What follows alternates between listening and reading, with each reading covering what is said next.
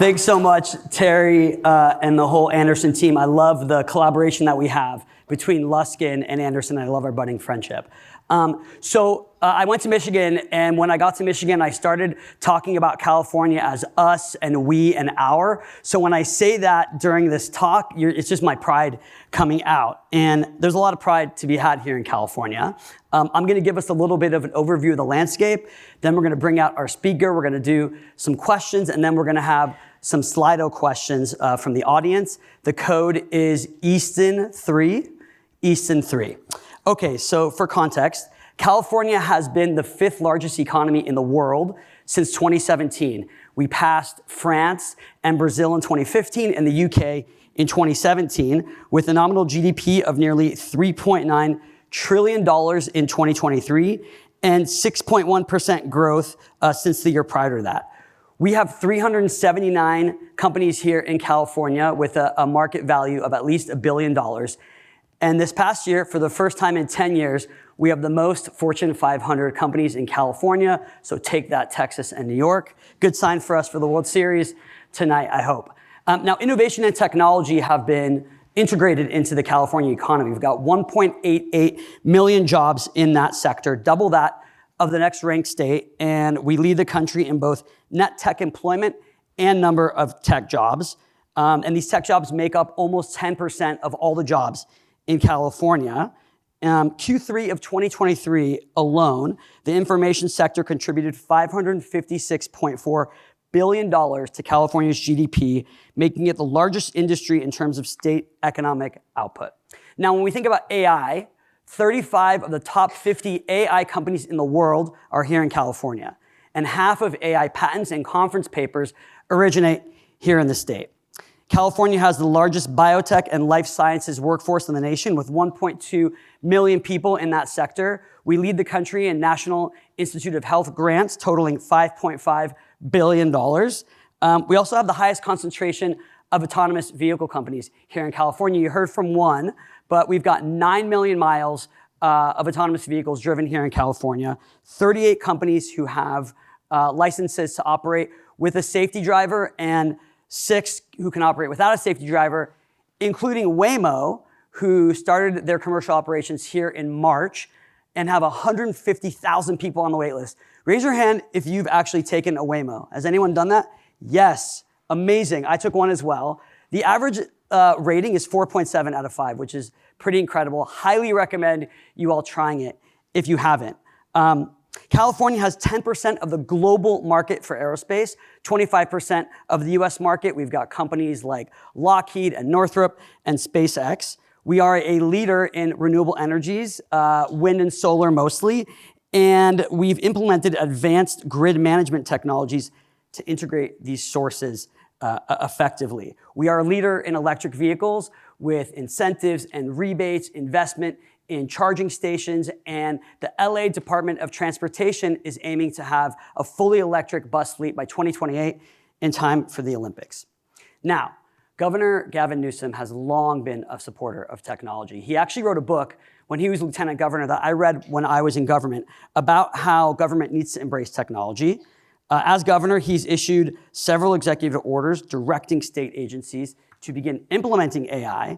And earlier this month, he signed an agreement with NVIDIA outlining plans for his administration to collaborate with this AI company. Now, when we think about generative AI, there's a lot of ways it can be used to help, and our speaker is going to be talking about that. But one area that I found particularly interesting was in the space of transportation. You can use AI to help analyze traffic patterns, ride requests, vehicle telemetry data to optimize routing and scheduling for state-managed transportation companies like buses and waste management and other systems. But we know that there's lots of challenges that come with this as well. And so there's a few questions that we're going to be thinking about, right? One is, how should leaders assess these benefits versus potential negative externalities of technology? And how should business leaders and public leaders alike be thinking about these issues? So as we discuss this, I can't think of no one better than Dee Dee Myers to be leading a discussion. Hold on, wait, I'm gonna intro her first, then she's gonna come out. We're gonna keep it formal. So Dee Dee is a senior advisor to Governor Gavin Newsom. She's the director of the Office of Business and Government Development, Business and Economic Development, excuse me. She brings 3 decades of experience in strategic comms, public affairs, corporate governance, social responsibility from both public and private sectors. Most recently, she served as the executive vice president of worldwide corporate communications for Warner Brothers. She was on the executive team. She was advising the CEO on a whole host of matters as well. Prior to that, she served as the managing director at Glover Park Group, who I worked with a bunch and who are terrific. Dee Dee served as the White House press secretary for President Clinton's first term, the first woman to hold that role. And she went on to write a New York Times bestselling book called Why Women Should Rule the World. She was also a consultant on the Emmy Award-winning drama series and one of my favorite shows of all time, The West Wing. And before joining President Clinton's campaign in 1991, she was on a bunch of campaigns, both on a local and state level. She was the press secretary for Dianne Feinstein when she was running for governor in 1990. She worked on Governor Michael Dukakis's presidential race, who was a professor at Luskin until recently. And she also worked on Vice President Walter Mondale's presidential race. She serves on the board of directors of Wynn Resorts International, the boards of the Smithsonian's National Museum of American History, and the Mayor's Fund for Los Angeles. She received a BA with political science from Santa Clara University. Please welcome Dee Dee Myers. Thank you for that incredible commercial for California, Michael. That was amazing. Those were all the, like somebody else spouting my talking points. It's amazing. I was not in California for many years, and when you're not in California, you have so much pride, and then when you come back to California, you realize just how amazing this state is. Yeah. So let's dive in. With its abundance and depth of innovation, as we just talked about, California is really poised right now to play a significant role in the world. Right. So what emerging technologies do you believe will have a significant impact on California's future? Yeah, well, again, thank you again for laying out the raw numbers that really show not only how big California is, how diverse the economy is, but also how dynamic and innovative it is. Everything, the governor likes to say, America's coming attractions, right? Look to California and you'll see what's coming for the rest of the country. And AI is probably the most obvious example. As you said, 35 of the 50 largest companies on the planet that are going to, sort of continue to develop AI across so many different platforms are based here, and there's a reason for that. We have the workforce, we have capital, we have the knowledge and a culture that supports not just new ideas, but welcomes people from around the world, and that is really critical.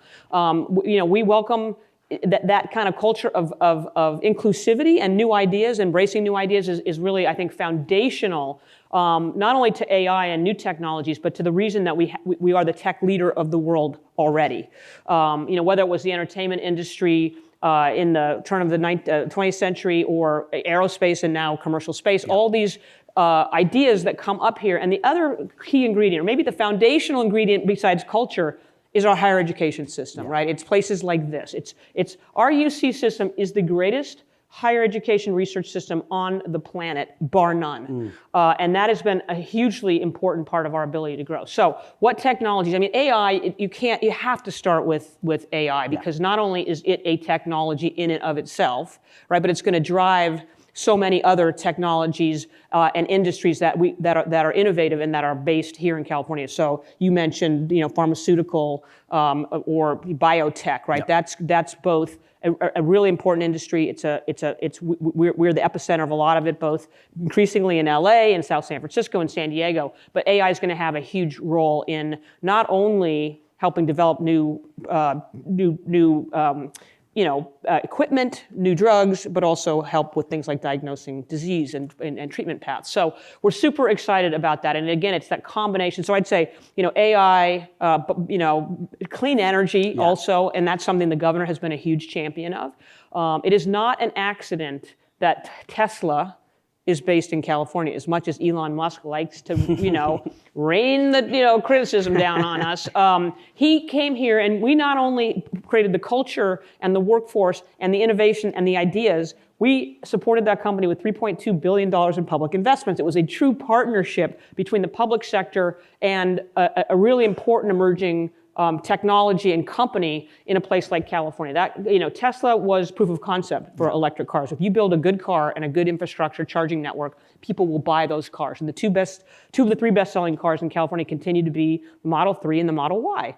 Now we have our problems with Elon, but it's undeniable that partnership and what California brought and what the company brought created this synergy that allowed us to move forward so much faster. Now 25% of new cars purchased in California are electric vehicles, right? And we're going to continue to innovate. And the battery and so we're also these evolving battery technologies that will create more range, but also we need to continue to build out the infrastructure to support the charging network, basically to support electric vehicles. But that moves in, then you move into autonomous vehicles, right? And you mentioned how much of the autonomous vehicle industry is here for the same reasons. This is where the technology is, it's where the workforce is, it's where the capital is, it's where you have this kind of openness to new ideas. We don't always make it easy on the government side, right? We have a complex regulatory environment here because, to one of the questions I think we'll get to later, you have to try to balance the opportunities, right, and the public good. And that is not easy, and sometimes we don't get it right. And it's an iterative process, and we need to continue to have relationships with the private sector and other stakeholders, right? We live in an environment where it's a much more complex environment with stakeholders. So whether it's environmental justice communities, other community stakeholders, local businesses, local governments, economic development organizations, all these different stakeholders that have skin in the game on how we move forward around these innovative technologies to make sure that we don't kill innovation, but that the benefits are widely shared by the people who live here. Well, let's talk about balance. So we pride ourselves in values here in California. Yes.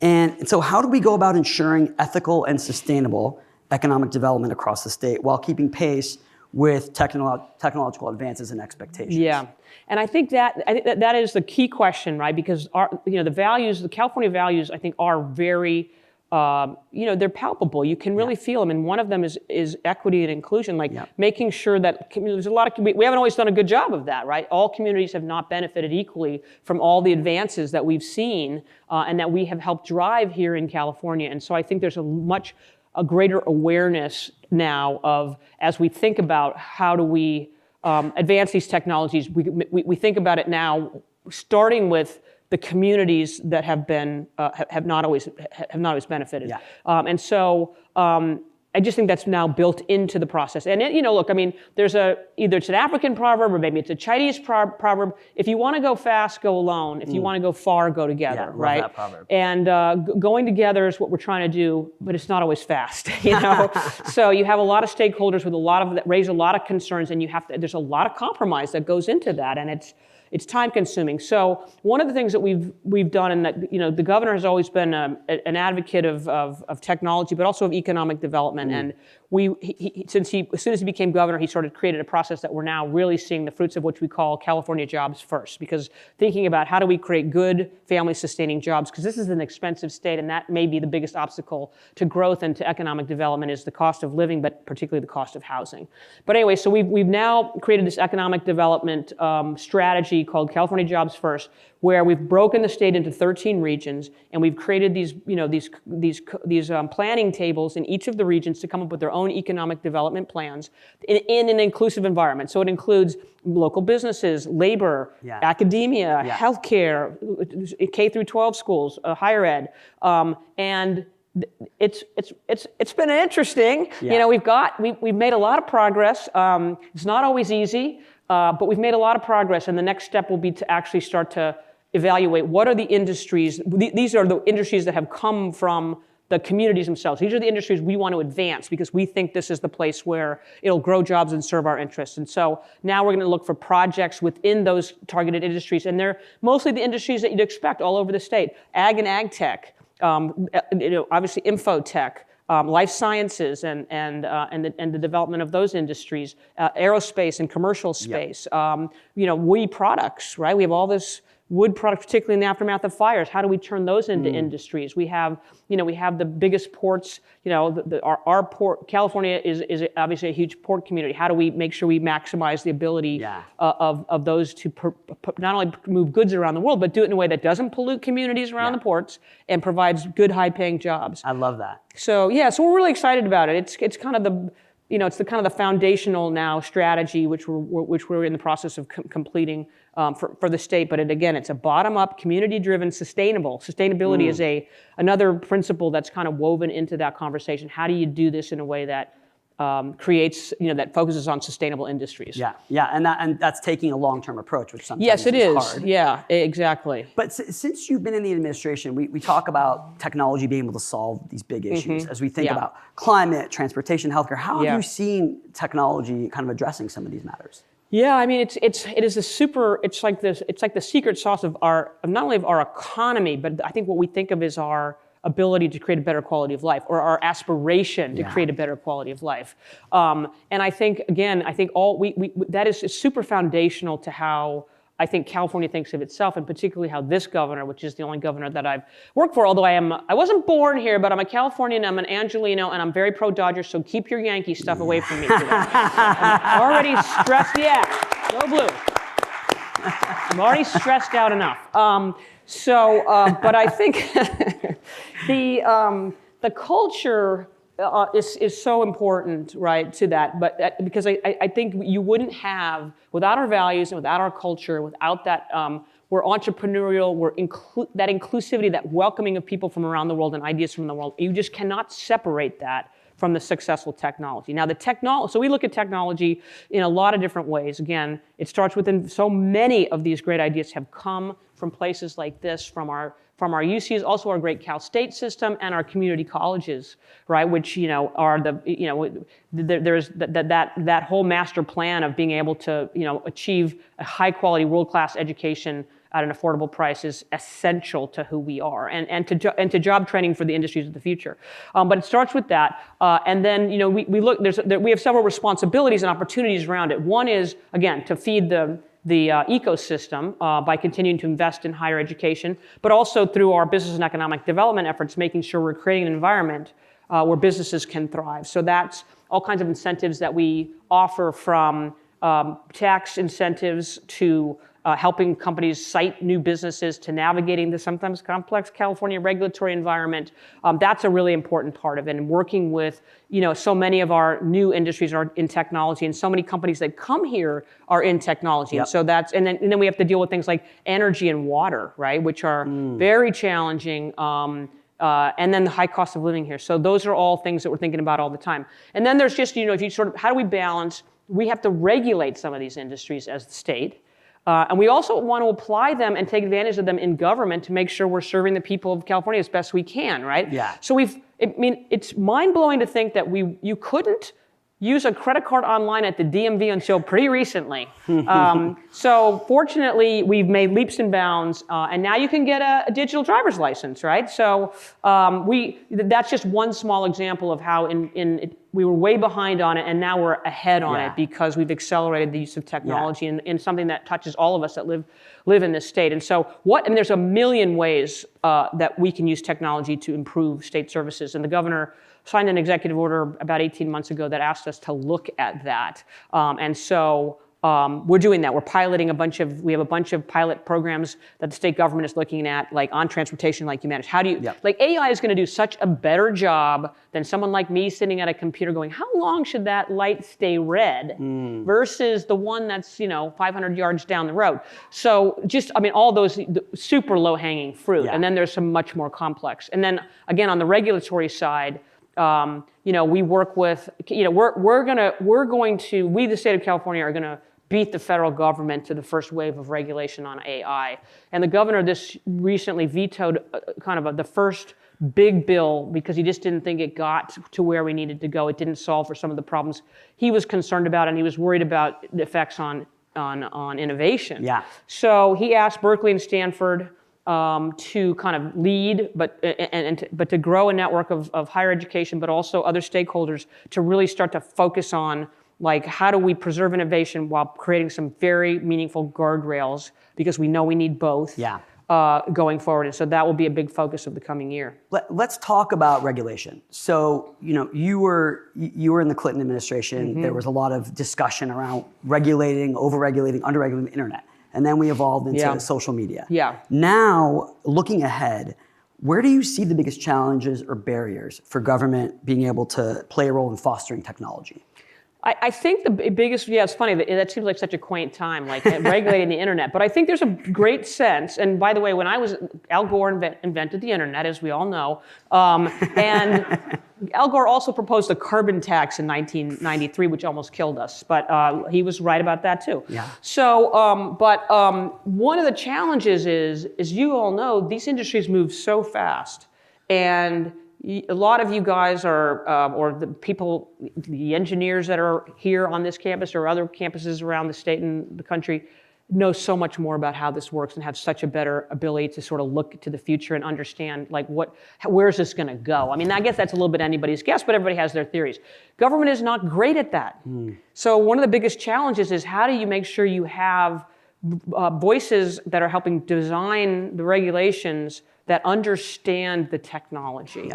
It's just, and I think we in California are better at that because we live with it more, right? And a lot of the people in the state legislature that are working in state agencies actually came out of some version or lived next door to, in an environment of really rapid innovation. And so I think that's the thing that I worry about the most, is how do we make sure we have people that really understand the technology that they're trying to regulate. We did not do a very good job on social media, and I think a lot of people, and those of us parents of kids that have gone through that, really feel like we blew it on that. So how do we not blow it again? But let's not overcorrect, right? Let's not yank the steering wheel all the way to the other side and go off the road into a ditch on the other side of the road. So I just think that, and so I think what that requires is really thoughtful, making sure you have the right people at the table, and it's incredibly hard work, and you're not going to get it right. So being willing to, it's a very iterative process, and it's going to, whatever the first steps we take, they're not going to be the last steps. I think we also have to try to have a little bit more forgiving environment. Okay, that didn't work. Okay, but we can fix it, right? I know it made it harder for you in the short term, but let's make sure we are open to doing it over a period of time. Well, and that's taking the long view. Which is so important. Yes. So let's talk about AI, we're at the very beginning of this industry. It's one example. Yeah, absolutely. So, but let's talk specifics. So what specific initiatives do we have in place now to help support technology and innovation, and where do you see the greatest chance for success here? So we have, we have a bunch of different programs. Like I talked a little bit about the California Jobs First, which is sort of an economic development with an innovation. I think it's one of the things we're really, so all of the investment in our higher education, again, is job one.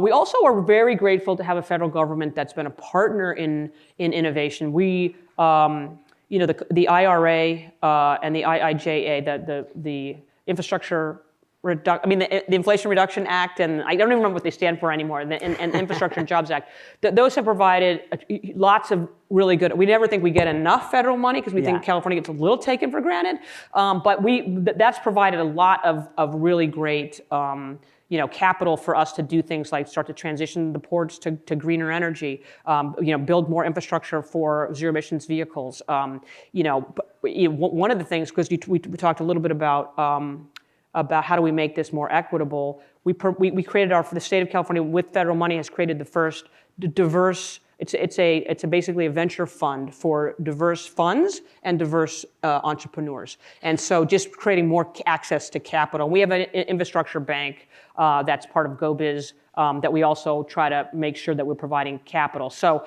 we provide capital. We provide technical assistance.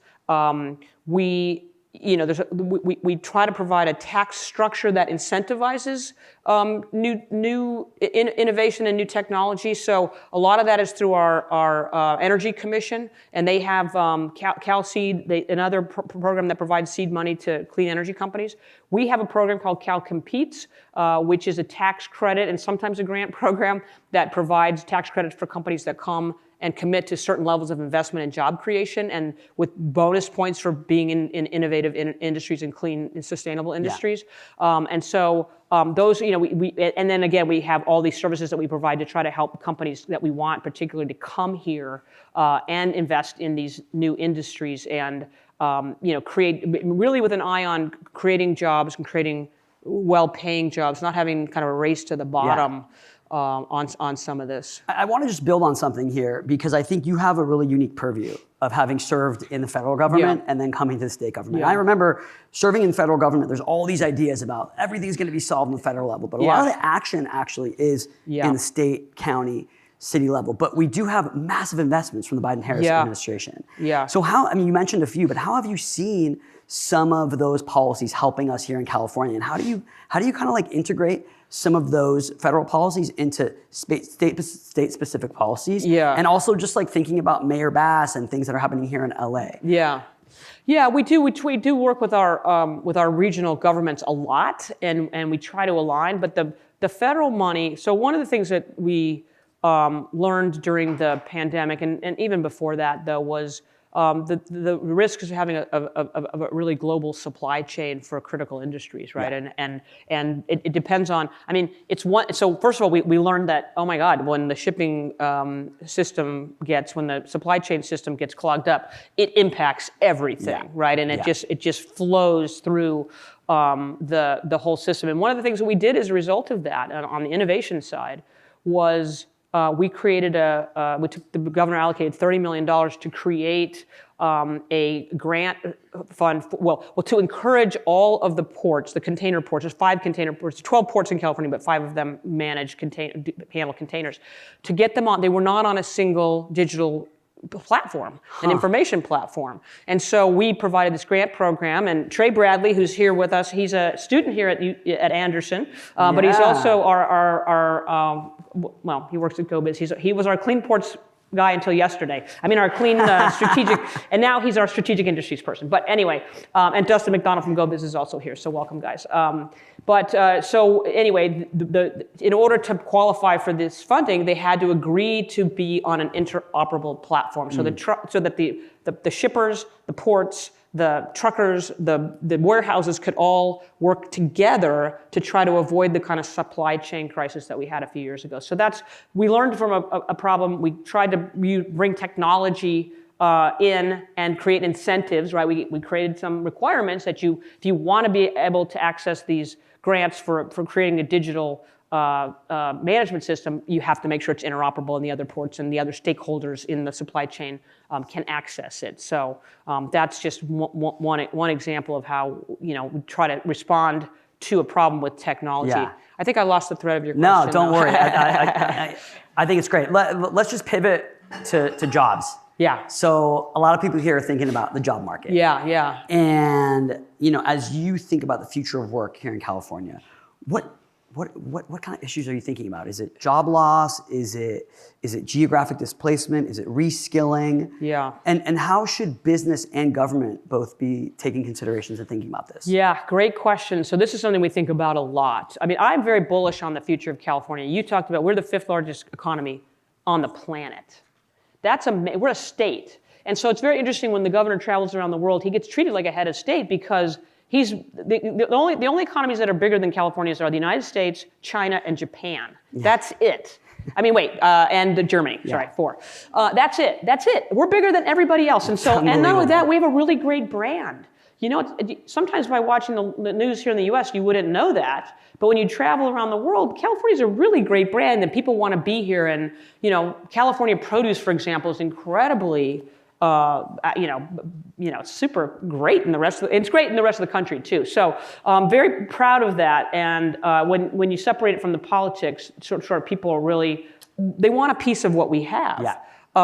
So anyway, so we're always thinking about how do we do that. So but back to the kind of the job question, because part of what we do, by the way, we have a very dynamic, import-export. We have a lot of foreign direct investment in California, and we support a lot of our exporters our companies that are based here. How do they do more exporting, right? Because those are very businesses tied to international trade. They create more jobs. They're just, and generally they have more profits. So we obviously want to encourage that sector. But more broadly, we think about how do we make sure that we're focused on, as we think about job development, workforce development, and job growth, that we're focused on the right industries, right? Because this is one thing I say all the time. We in the government, we don't create any jobs. We don't do that. We think we do, but we don't.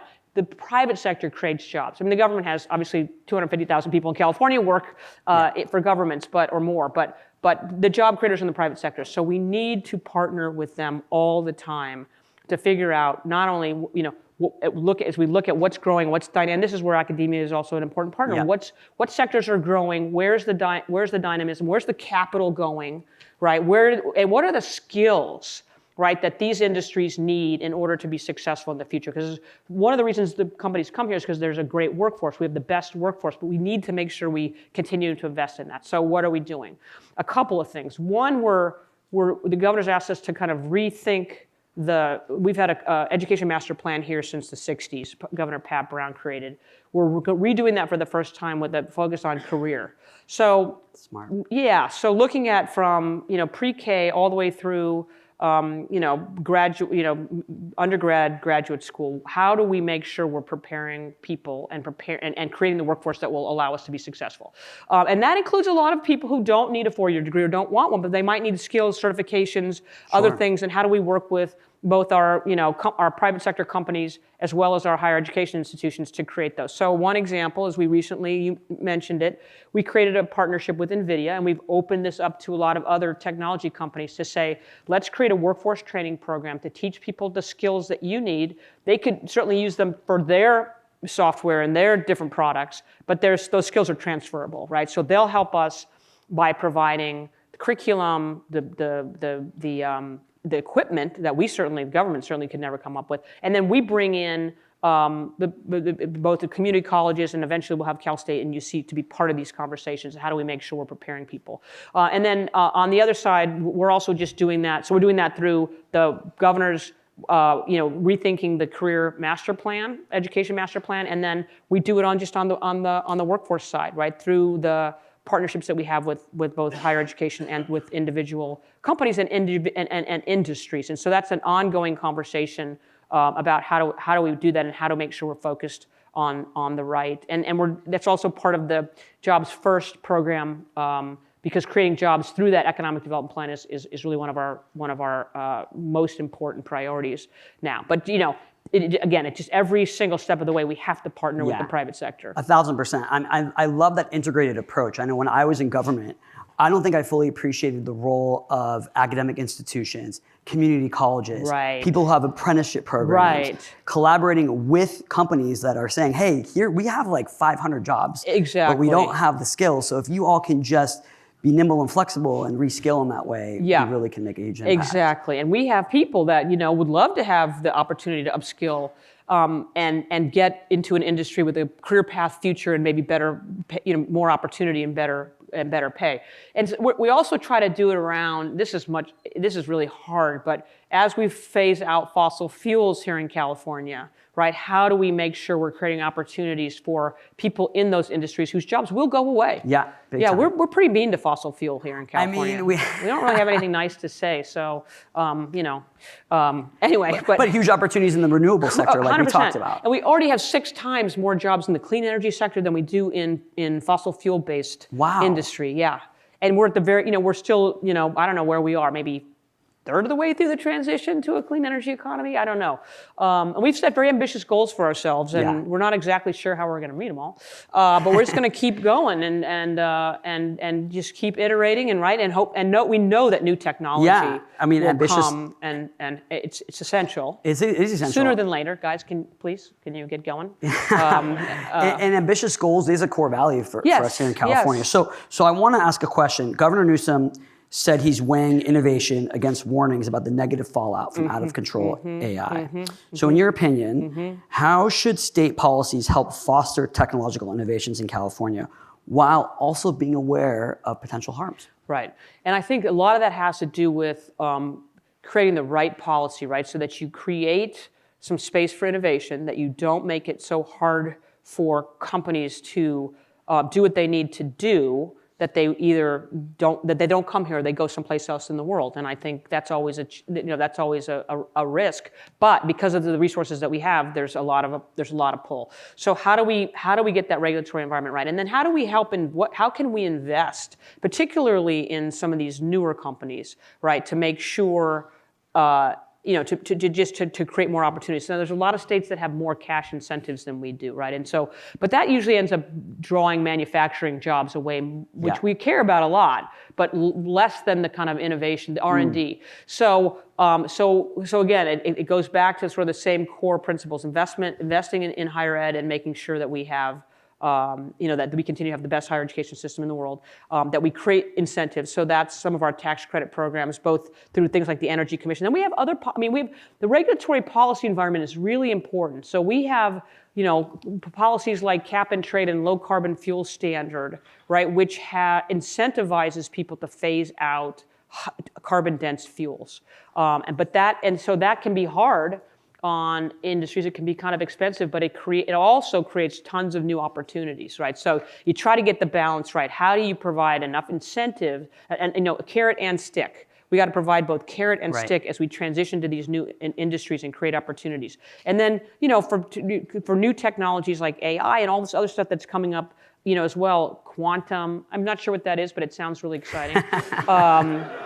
I love the idea of fusion, right, which we're going to get to sometime, and probably AI will probably help us get there faster, but that would solve a lot of our energy problems. So, how do you make sure that you're providing an environment where these companies can innovate and thrive?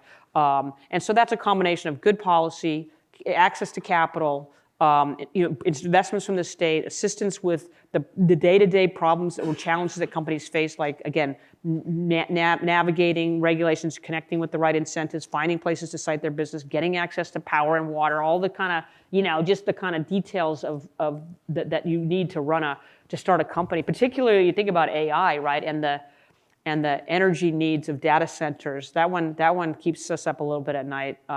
Because how do you do? We want to keep those here close enough to the companies, to people who are using that data, but we want to do it in a way that's sustainable. So it has to be driven by clean energy. So how do we do that? Well, the other question, you have a tough job where you're balancing a lot of different stakeholders. Yeah.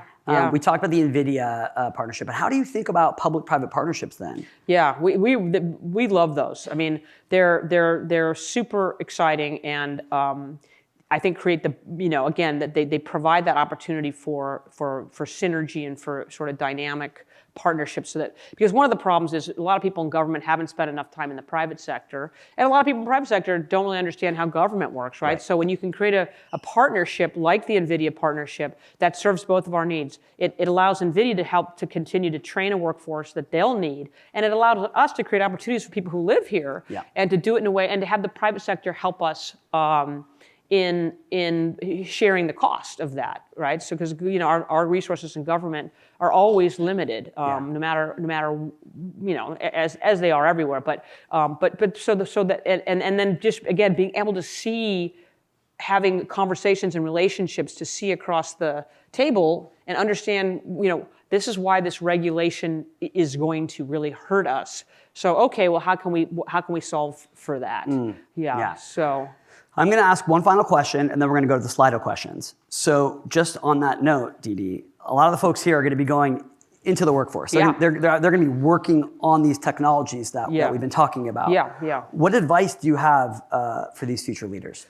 Well, I think it's a really, I'm bullish on California. I think it's a really exciting moment. I think that the technology that we're creating, but I think the opportunities for for the kinds of ideas that can both create new companies, jobs, financial benefits, right, to people, but also solve some of our problems.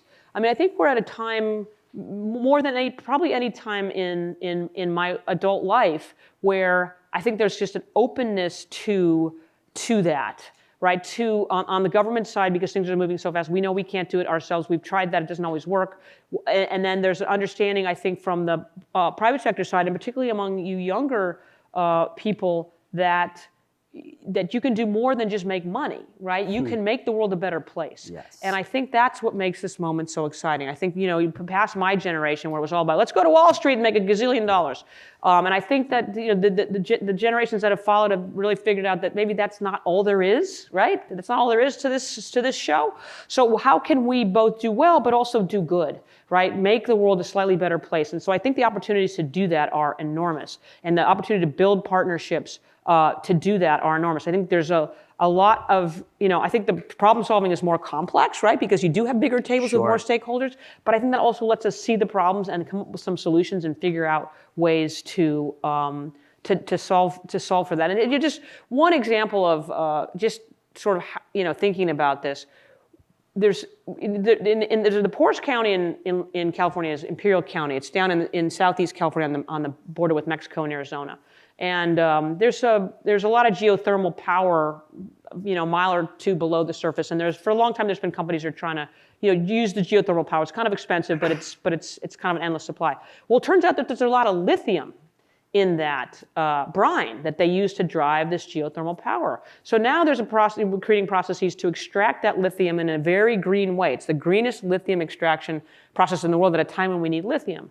So so that's just that's a great new technology that's going to benefit the world because we need the lithium and we want it done in a way that's clean.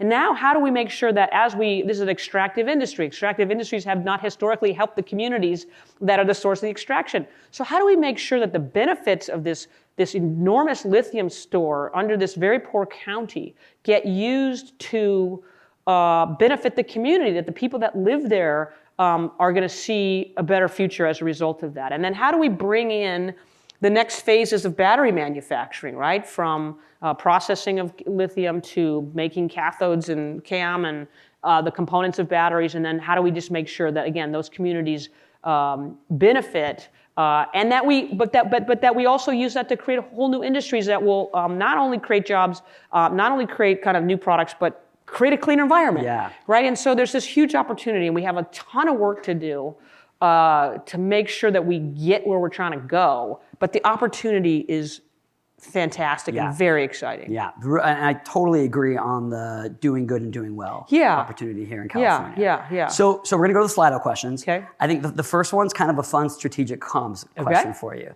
Putting on my old comms hat. Which is for startups working on hard problems that don't necessarily have AI in their name. It's a tough funding market. How can California help bridge the gap so they also can scale?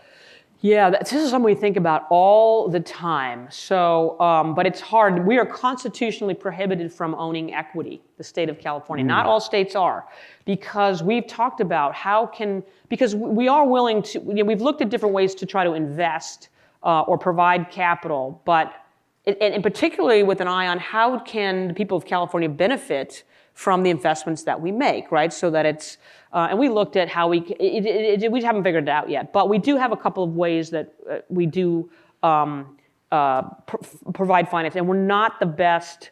That's not our highest. We're not great at that yet, but there is the one fund I mentioned, which is the in the SSBCI at our iBank now runs this fund. It's not huge, it's a couple $100 million, which isn't that funny? I go, a couple $100 million, chump change. I found it under the couch cushion.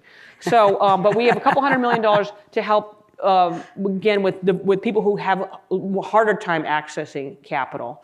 And then, so that's, and then we have iBank, which provides, that's really more for on the public side, although some private sector companies do better, nonprofits benefit from that. And then what else do we do, Trey? I mean, how do we help find or Dustin? We do have, but I know capital is not it's not something that we do super well as a state. Although we do the one thing we do is we try to create an environment where capital will continue to flow into California. But I know it can be challenging. Although I did see there's more, all of a sudden we're moving back, there's more venture money, right, being raised. And so I thought that was encouraging the last couple weeks. This is I think this is a tough question, but I want to ask it because it's got a lot of votes on Slido, which is that the $15 minimum fast food wage is pushing billions of dollars into automation. It's just sort of like some of these workers who may be out of a job. And so how does the state handle that shift? Well, first of all, I think that was probably coming anyway. And there have been 2 studies in the last week, which you may have seen, about what's the impact of the $20 fast food minimum wage. And the answer in both studies was minimal, right? They haven't seen a decrease in hiring. There's been a small increase in prices, right? But which, in this environment, that's very challenging. Right. But there's been virtually no effect on employment or hours. And that's been my experience over, the 30 plus years I've been in this. When you raise the minimum wage, everyone loses their mind, but it really doesn't affect employment very much. I think that's one of those misnomers. Now, the City Council of the City of Los Angeles is getting ready to maybe raise the minimum wage for hotel workers to $30 an hour over a couple of years.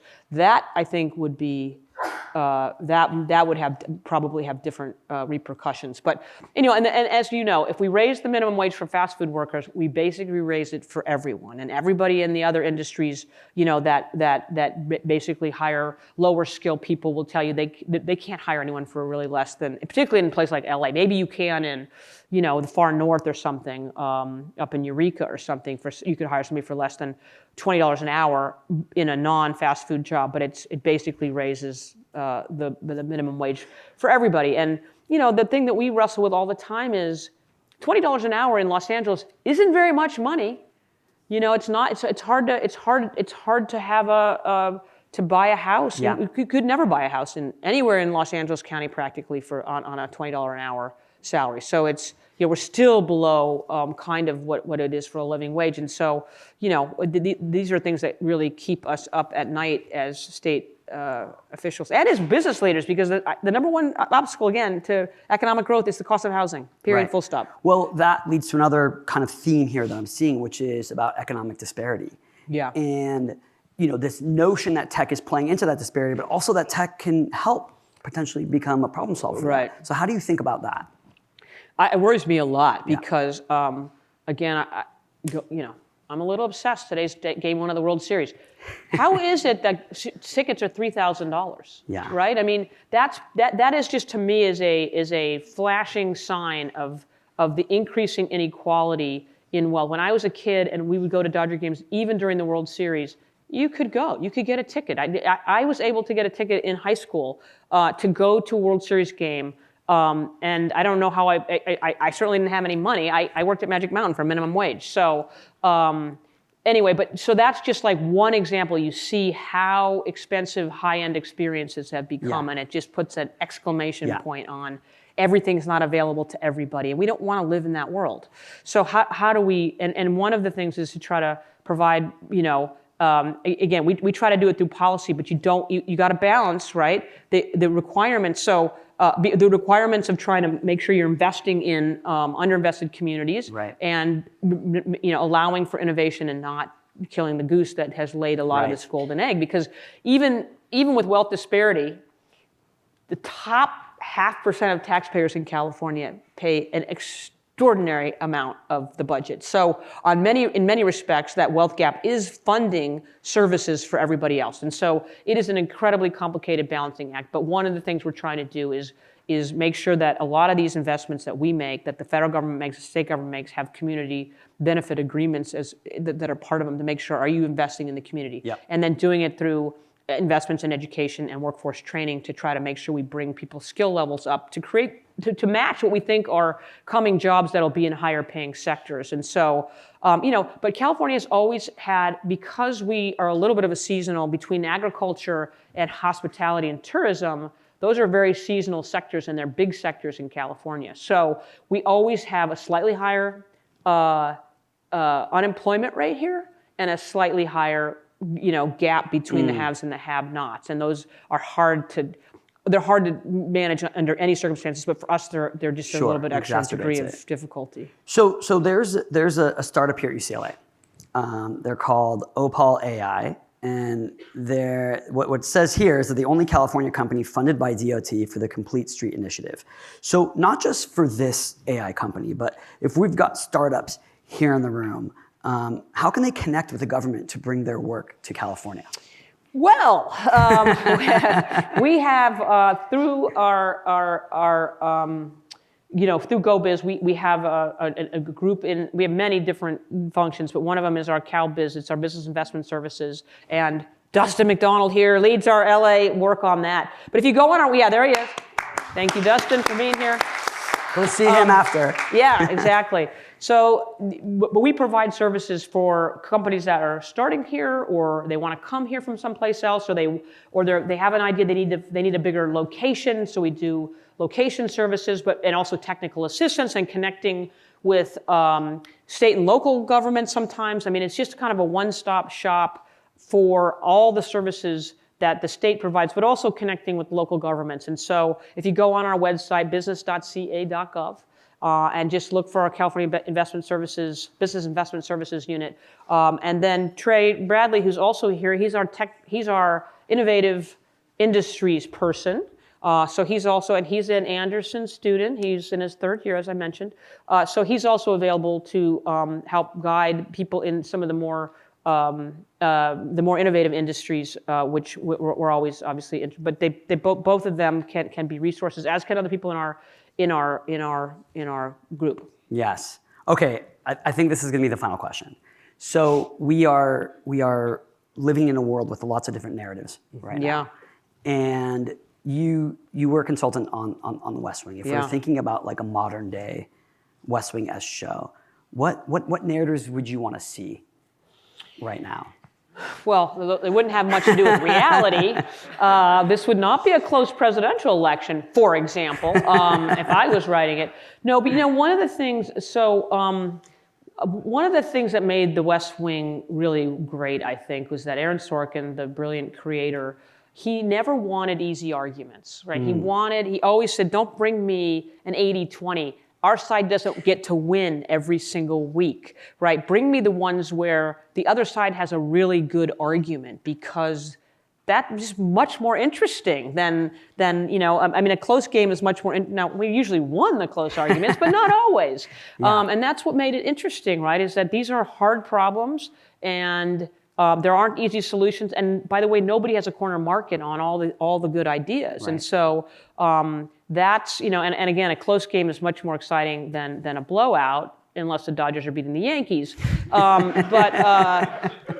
Normally, so that was one of the things that I learned from Aaron. And he would also always say, my job is to be entertaining, right? At the end of the day. But then he just found that was more entertaining if you had, good characters trying to do the right thing, not being perfect, and fighting hard fights. So I think the narrative would still be, these are hard fights, right? That again, no one has a corner market on the good ideas. And so how do we create a, this is just bigger than a show idea, but how do we create a safe place? That just sounds so cliche, but how do we create an opportunity for real conversations around hard problems? Yes. And so they've created these citizen councils in places like Ireland, right, around hard issues for their culture, abortion, divorce.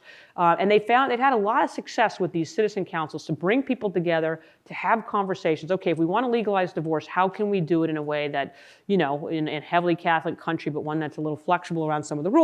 Just, so how can we do that in California, right? I mean, the governor and I have been talking about this a bit lately, and like, how could we do that here? And would that be an opportunity for us to both find common ground, but also probably drive some really cool solutions, right? That we could do good and do well by bringing together people with a real interest in solving problems and not scoring political points. And both sides are guilty of that. And the public's, quite frankly, very tired of it. So let's find solutions. Let's solve problems. Let's do well by doing good, or do good by doing well. And we'll turn it over to you guys to be the next generation that brings that. And does a better job, hopefully, than some of us have done in the past. Amen to that. Well, that is a great place for us to wrap. Dee Dee Myers, everyone. Thank you. Thank you, Michael. That was fun. Yeah.